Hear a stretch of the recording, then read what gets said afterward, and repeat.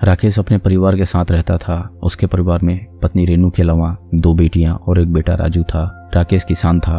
वह बड़ी बेटी की शादी कर चुका था। छोटी बेटी सारिका थी जो अपनी बड़ी बहन से ज्यादा खूबसूरत थी। उसकी इस खूबसूरती में 4 चांद लगाता था उसका स्वभाव। तन मन से सारिका जितनी खूबसूरत थी उतनी ही पढ़ने लिखने में तेज थी। उन्ना के सरस्वती बालिका इंटर कॉलेज से उसने हाई स्कूल की परीक्षा पास करके 11वीं कक्षा में दाखिला ले लिया था। अपने काम धाम और स्वभाव की वजह से सारिका अपने माँ बाप की आंखों की तारा बनी हुई थी। सारिका की मौसी रेखा गंगा घाट गाँव में रहती थी। सारिका गर्मियों की छुट्टी में मौसी के घर चली जाती थी। फिर वह महीनों वहाँ रहती थी। मौसी सारिका को बहुत प्यार करती थी। अपनत्व के कारण ही वहाँ सारिका का मन लगा रहता था। स्कूल खुलने के समय सारिका वापस घर आती थी। मौसी के घर रहने के दौरान ही एक रोज सारिका की मुलाकात सत्येंद्र से हुई। सत्येंद्र सजीला व रंगीला युवक था। खूब बंटन कर रहता था। सत्येंद्र का घर सारिका की मौसी के घर के पास ही था। किसानी के साथ सत्येंद्र के पिता सुंदरलाल व्यापार भी करते थे, अतः उनकी आर्थिक स्थिति मजबूत थी। सारिका उस रोज मोहल्ले के ही राधे तिवारी की दुकान पर घर का कुछ सामान लेने गई थी। वहीं दुकान पर खड़े मंद मंद मुस्कुराते सत्येंद्र से उसकी पहली मुलाकात हुई थी। सारिका और सत्येंद्र ने जब पहली बार एक दूसरे को देखा तो देखते ही रह गए।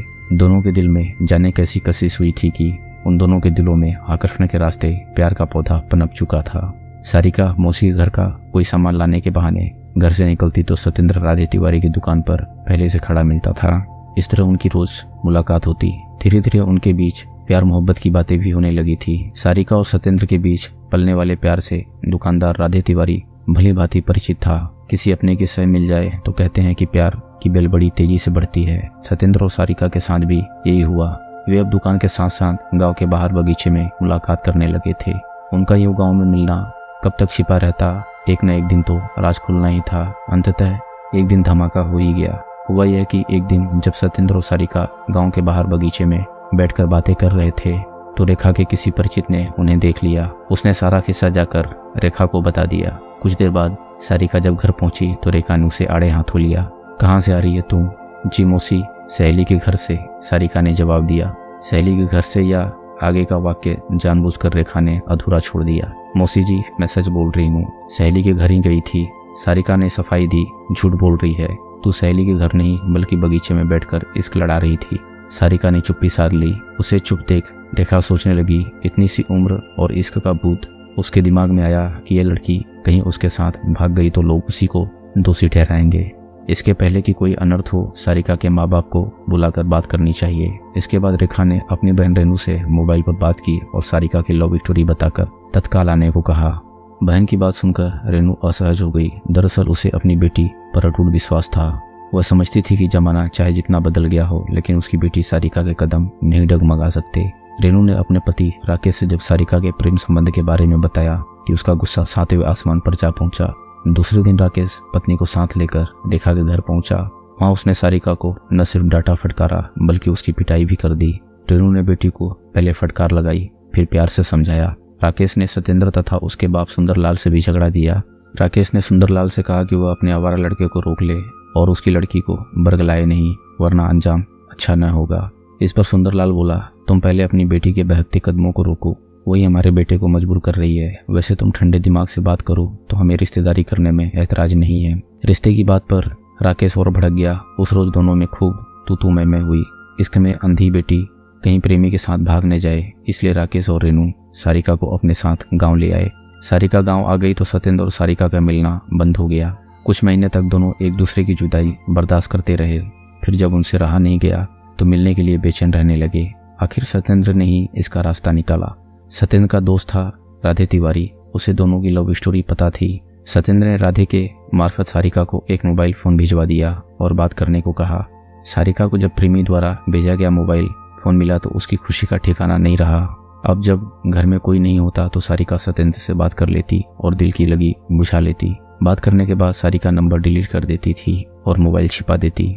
एक शाम बातचीत के दौरान सत्येंद्र से मिलने की इच्छा जाहिर की तो नानुकुर के बाद सारिका मान गई और उसने गांव के बाहर सत्येंद्र से मिलने का वादा कर लिया। सत्येंद्र के पास मोटरसाइकिल थी। वह बंद संवर कर सारिका के गांव पहुंच गया। गांव के बाहर सारिका और सत्येंद्र मिले। मिलते ही दोनों एक दूसरे की बाहों में समा गए। कुछ देर बाद दोनों अलग हुए और पुनः मिलने का वादा कर सत्येंद्र चला गया। इसके बाद तो यह सिलसिला बन गया। जब भी दोनों को मौका मिलता मिल लेते, लेकिन 7 मई 2019 को दोनों के मिलन का भांडा फूट गया। हुआ यह कि शाम को जब सारिका फोन पर सत्येंद्र से बतिया रही थी, तभी छुपकर राधिका की माँ रेनू ने उसकी सारी बातें सुन ली। इसका आभास सारिका को नहीं हुआ। रेनू ने पति राकेश को बता दिया कि सारिका और सत्येंद्र अब भी गांव के बाहर मिलते हैं। आज भी सत्येंद्र सारिका से मिलने आने वाला है। ये जानकर राकेश के तन बदन में आग लग गई। संयोग से उस दिन राकेश का भांजा संजय और रिश्तेदार दुर्गेश भी घर में थे। सबने एक राय होकर सत्येंद्र को निपटाने की योजना बना ली। 7 मई 2019 को रात 8 बजे सारिका मैदान के बहाने प्रेमी से मिलने के लिए घर से निकली। तभी पीछे से रेनू भी चल पड़ी। उसके पीछे राकेश, संजय व दुर्गेश भी हो लिए। खेत में पहुंचकर जब सारिका और सत्येंद्र मिले, तभी राकेश, संजय और दुर्गेश ने सत्येंद्र को दबोच लिया और उसे पीटने लगे। उन तीनों ने पीटते पीटते सत्येंद्र को अधमरा कर दिया। सारिका अपने प्रेमी सत्येंद्र को बचाने आई तो रेनू ने उसकी भी जमकर पिटाई कर दी। इसी बीच उन तीनों ने सत्येंद्र को गला घोंटकर मार डाला। सारिका को घर लाकर कमरे में बंद कर दिया गया। सत्येंद्र मोटरसाइकिल से यह कहकर घर से निकला था कि वह दवा लेने जा रहा है, लेकिन फिर वापस नहीं लौटा। सत्येंद्र के पिता सुंदरलाल ने 2-3 दिन उसकी खोजबीन की, लेकिन जब उसका कुछ पता नहीं चला तो गंगा घाट पुलिस चौकी में गुमशुदगी लिखा दी। सारिका के परिजनों ने उसे मार पीट कर घर में कैद कर लिया था। उन्हें शक था कि वो कोई बखेड़ा न खड़ा कर दे, इसलिए सारिका को गुमराह कर नवाबगंज कानपुर ले गए। नवाबगंज में राकेश की बहन सावित्री रहती थी। उनकी आपस की बातचीत से सारिका को पता चल गया कि उन सब ने मिलकर सत्येंद्र को मार डाला है। इस पर सारिका ने धमकी दी कि वह सब कुछ पुलिस को बता देगी। इस धमकी से राकेश, उसकी बहन सावित्री, पत्नी रेनू तथा भांजे संजय के होश उड़ गए। वे सब कई दिनों तक सारिका को समझाते रहे और किसी को कुछ न बताने का दबाव बनाते रहे, लेकिन सारिका नहीं मानी। भेद खुलने के डर से अंततः उन लोगों ने सारिका की भी हत्या करने की योजना बना ली। इस योजना में उन्होंने दुर्गेश को भी शामिल कर लिया। 13 मई की शाम 7 बजे 2 मोटरसाइकिलों से वो सभी लोग गांव जाने के लिए निकले। एक मोटरसाइकिल पर सारिका, उसकी मां रेनू बैठी, जिसे संजय चला रहा था, तथा दूसरी पर राकेश बैठा, जिसे दुर्गेश चला रहा था। योजना के तहत गांव से लगभग 1 किलोमीटर पहले दुर्गेश व संजय ने मोटरसाइकिल रोक दी। तब तक रात के 8 बज चुके थे। यहाँ राकेश व उसकी पत्नी रेनू ने एक बार फिर बेटी को समझाने का प्रयास किया, लेकिन सारिका अपने निर्णय पर अड़िग रही। उसने साफ कह दिया कि तुम लोगों ने मेरे प्यार का गला घोंट दिया है, इसलिए वह सजा दिलाकर रहेगी। सारिका की इस बात से उसके पिता राकेश का गुस्सा 7वें आसमान पर जा पहुंचा। उसने सारिका को पकड़कर पीटना शुरू कर दिया। सारिका चीखने लगी तो रेनू ने उसका मुंह दबा दिया। इसके बाद राकेश, संजय व दुर्गेश ने मिलकर सारिका की गला दबाकर हत्या कर दी। इसके बाद उन लोगों ने सारिका के शव को ठिकाने लगाने के लिए आपस में विचार विमर्श किया। योजना के अनुसार दुर्गेश ने रेनू को गांव के बाहर तक छोड़ाया। फिर वे तीनों सारिका के शव को गांव के बाहर ले आए।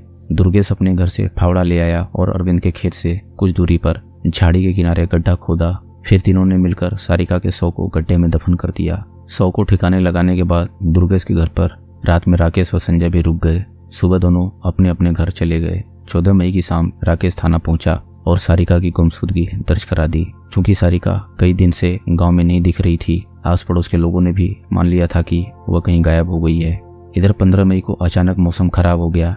आंधी के साथ बरसात भी हुई। पानी गड्ढे के अंदर गया तो सारिका का शव फूल गया, जिससे मिट्टी में दरारें पड़ गई। 17 मई को सुबह इस मिट्टी को कुत्तों के झुंड ने पंजे से कुरेदा और शव का एक पैर व हाथ बाहर निकाल लिया। कुत्ते शव को नोच रहे थे, तभी गांव का अरविंद आ गया। उसने यह जानकारी गांव वालों को दी, लेकिन उनके इस हत्याकांड को आवारा कुत्तों ने उजागर और पुलिस ने दोनों मोटरसाइकिलें और लाश दफनाने के लिए प्रयुक्त हुए फावड़े को बरामद कर लिया। 21 मई 2019 को थाना माखी पुलिस ने अभियुक्त राकेश, दुर्गेश, संजय तथा रेनू को उन्नाव जिला अदालत में रिमांड मजिस्ट्रेट के सामने पेश किया, जहां से उन्हें जेल भेज दिया गया। दोस्तों, अगर आपको कहानी पसंद आ रही हो तो वीडियो को लाइक करें और चैनल को सब्सक्राइब करें। हम ऐसी मजेदार कहानियां आपके लिए लाते रहेंगे।